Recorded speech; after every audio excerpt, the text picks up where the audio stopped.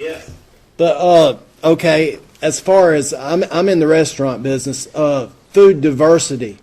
I mean, it's going to be hard to grow avocados here in Hickory. I mean, do you have in your landscaping plans, or I'm sure you're involved in greenhouses and things such as that. Can you address the issue of food diversity and how diverse products can be to the marketplace, and especially from the local marketplace to the local marketplace? Sure. Oh yeah, it's great. Another great question. Thanks for raising the camera. Now I see the whole. I didn't realize it had sunk down. I don't know what happened. No, it's all right. But everybody's feet are really nice looking. Hey, so that is a fabulous question.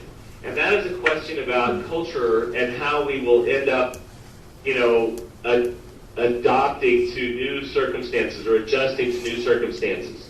And the way to answer that question is we have 2 restaurants that are fully committed to seasonality. So they will not serve anything that can't be grown seasonally here. Now, it's tough.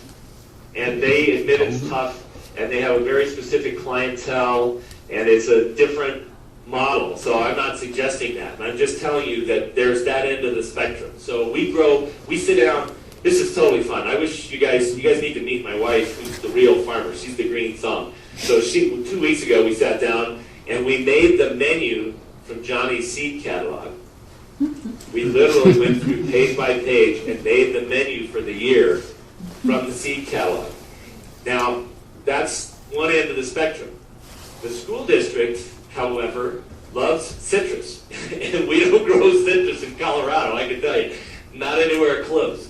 So what we did is we said, let's take all the products that we can actually grow here, or that we think we can grow here, and let's model those. And then let's see how that really works, and if there's enough savings. And then the underpinnings, all of the infrastructure to grow that, may actually serve the purpose of providing the underpinnings for anything that we would want to grow. So the idea there is that if we get the school district going and we put in the clocks and the irrigation and the things that we need to do that, and then we decide, hey, you know what? We can grow kiwi. Kiwi is like the best vitamin C you can get. It's better than oranges, better than anything. But it's still not quite seasonal here. Okay, we've got all the infrastructure in place on all these Denver Public Schools ground. Now let's build a greenhouse to grow kiwi and try and capture some of that. So it's a stepwise progression. And they're not going to give up their citrus probably, in the next 10 years. But over time, what we wanted to do and what we stressed to them is to be prepared. It's the old Boy Scout thing. Be prepared to have the infrastructure in place so that if things get really bad, we're not paranoid. I'm only slightly. I am. I'm not paranoid. I'm scared for a reason. But I think what made this country great to begin with, this always sounds really corny, but is that everybody was a little paranoid. Everybody that populated it, when the colonists were here, when they moved out west, out here to populate, everybody was paranoid. You saved as much as you possibly could. You were as thrifty as you possibly could be. And that's what's going to make us food secure. And if we look at it that way and do the schools that way and do the restaurants that way, and it's just kind of not, it's always going to be their idea. So the seasonality thing is addressed by either making the farm plans according to how the restaurants really want to operate, and or making the restaurant, it's kind of reverse. It's like if the restaurant is willing to risk the market and thinks they can do it, we have it work that way too. We know that the carbon trade-off for growing stuff in greenhouses is basically a wash with transportation. So, it's right now the way greenhouses, although we're working on greenhouses that are much more efficient. I have a partner that's his whole life story. He's working on how you make greenhouses that don't eat carbon, that don't take a lot of fuel to keep warm. But ultimately, right now, building a greenhouse is just as expensive as bringing the food from, wherever, California or Florida or wherever. Was that too much answer? Not enough? No, that was good. I'll give you an example of what has been tried in Hickory. It's been a number of years ago, but we had a manufacturer that spun spandex yarns, which generated a lot of heat. And they built greenhouses on top of their manufacturing plant in Hickory, and heated it with the residual heat from the manufacturing process and grew tomatoes. I'm telling you, that's why I want to work down there. Because everybody thinks it's kind of maybe not the it's a little backwoodsy, and every time it comes up, all the really cool ideas are coming from North Carolina. I mean, I think one thing, back to your question, is it's really right there, and everybody has the desire, and we work in states where it's not the case. It's one of the reasons that it's a little bit, or it's better there, is because agriculture in North Carolina is much closer than it, we tried some stuff in Kansas, and it's just, it's going to be years. It's just, they make all their money from wheat. And, when wheat's good, it's like, why change? And they don't have they don't have enough density to have demand. They don't, yeah. Right. Look at it, some of those places, it's a kooky thing. But even out on the Eastern Plains of Colorado, you got farmers that are on food stamps. Now, how can that be? But that's the reality, because they've gone down this road, and they have a $500,000 combine that they can't make the payment on, and their wheat drops a penny a bushel or whatever. Now all of a sudden they have no cash, but they have nothing growing to eat. So it's very strange.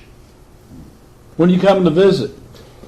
As soon as I can. And I was telling them, I got my sister-in-law lives in High Point, and I got a brother that lives on the south side of Charlotte, works for Channel 14 down there. So I just got to try and find a way to, justify it and come down and get going again. And this project we have in Salisbury, if I could get it going, I have multiple things to do down there. So it's the only other state that I've invested in like this. I mean, the means from all the work, and know the area and all that. And one of the really fun things was John Roosevelt had me talk over Lenore Ryan, and that's kind of when I knew that was there, and you got just kind of how that whole, around Hickory works.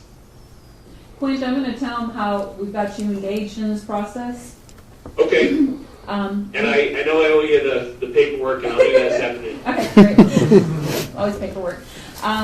We, along with Jason's firm, we do have Quint that will be part of our farmland plan.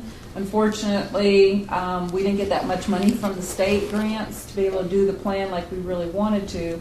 But we do have a level that Quint is going to weigh in on some of the information in our plan. He's going to give us a lot of the information about the national trends, some of the case studies and things that we can start looking here.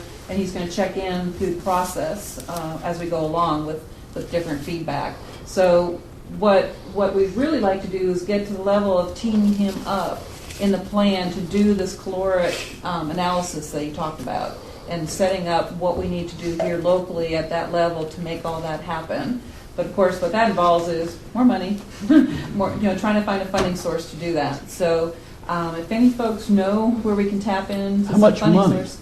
Quint, how much money? Oh yeah, fine.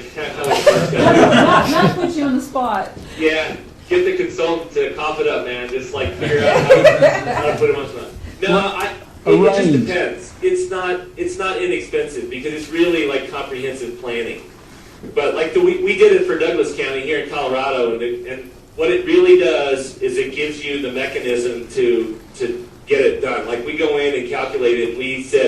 We told the county commissioners in Douglas County, Colorado, that if they captured 10% of the 13% of everybody's veg diet, like not the proteins and the grains, but just 10% of the 13% of your diet that's vegetables, they would create 261 jobs, and that'd be about 1,000 acres of veggies or whatever. There's a whole economic analysis behind exactly how that works. And the commissioners were like, wow, we got, that's, what are the impediments? Well, one is that the farmers need to be able to have a commercial kitchen on their property. Okay, it's a policy thing, there's some other things, and then how to go there. And so we did that one at not really the way we prefer to do that, and that was about 35 grand. But it wasn't detailed enough to really give them like the infrastructure numbers, like how much infrastructure is going to take to do that, So I'd say, for something like, I guess if the boundary were Catawba County, you're talking of some, like roughly in the range of $50,000 to get a whole package. Basically, it's not a farm, it's not a preservation idea. It's a economic development, like where it's more built out of the idea of like what we did when we were building roads. When we knew that roads were critical for business, highways and all that, every civil engineer on the planet got to the table and said, oh my God, now how are we going to get to, from Hickory to, Charlotte, like 2 seconds faster? And, how much the highway going to cost? And, we designed all the bridge abutments, it's just like, it's an infrastructure thing. So we're doing that for food. And so to get enough meat on the bones to really know how you're going to go, like if you took this plan and you went to the USDA as a county, not as a farmer, as a county, and said, we need you guys to figure out how we can get this infrastructure money so that farming, so that we're completely independent food-wise. We can, and I think USDA would have a whole different feel because they're used to trying to work one on with farmer here that's trying to become a value-added guy kind of thing instead of structurally how's the country going to feed itself. How much money do we have? I don't know. That's my hit shot, 50 grand, something like that, for the study. Okay. But I can tell you, it's really meaty. I mean, it's not just kind of a documented hope. It's like how many jobs you're going to create, and this is what the infrastructure needed to do that is going to be. That includes, by the way, I'm not sure who asked about the greenhouse, but that includes partly how you're going to cover the seasonality. Clint, that's sort of a heck of a way to end, but we appreciate your time today. We're drawing to a close here. Sure. Some great information for us, and I'm sure Mary's going to be back in contact with you, and I'm sure there's going to be more questions about this as this group continues to meet and other groups continue to meet. So once again, thank you for your time this afternoon. This morning. Glad to meet you. It's really morning there, isn't it? Talk to you soon. All right. Thank you. Thanks. Bye-bye. Bye-bye. NDI ought to be interested in this. Yeah, they should. There might be some funding sources if we just beat the bushes that could help with this. And that's the thing too, Clint knows about where there are funding sources to do this, so as we're developing the plan is the bigger picture, and this would be a big component that we want to move forward, it's one of the plan strategies. And so part of his responsibilities working with us on this project is to identify funding sources so that maybe we can find ways to do that. But I agree, locally, I think there should be some people who could stand up to this and see that everybody could benefit and look for other ways locally to get it funded too.